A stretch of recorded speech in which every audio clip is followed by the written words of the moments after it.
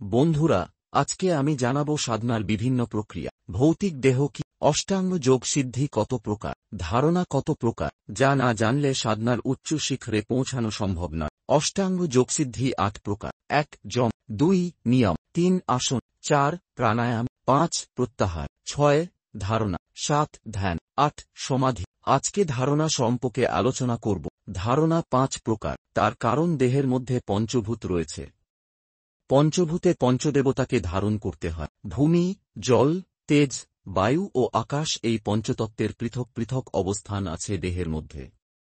পা থেকে জানু পর্যন্ত ভূমিস্থান, জানু থেকে গুহ্য পর্যন্ত জলস্থান, গুহ্য হতে হৃদয় পর্যন্ত বহ্নিস্থান, হৃদয় হতে ভ্রূমধ্য পর্যন্ত বায়ুস্থান, আর হৃদয় হতে শিরপ্রান্ত পর্যন্ত আকাশস্থান। লং বা ভূমিবীজ জপ করতে করতে ভূমিস্থানে ব্রহ্মাকে, বং বা বাড়িবীজ জপ করতে করতে জলস্থানে বিষ্ণুকে, বং বা বহ্নিবীজ জপ করতে করতে অগ্নিস্থানে রুদ্রকে, জং বা বায়ু বীজ জপ করতে করতে বায়ুস্থানে ঈশ্বরকে, ওহং বা ব্যোমবীজ জপ করতে করতে আকাশস্থানে সকল কার্যের কারণস্বরূপ সদাশিব পরমেশ্বরকে সমাহিত চিত্তে ধারণ করতে হবে।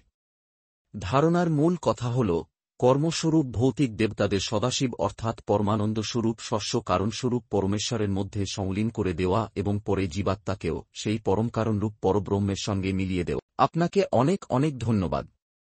ঈশ্বর আপনার মঙ্গল করুক।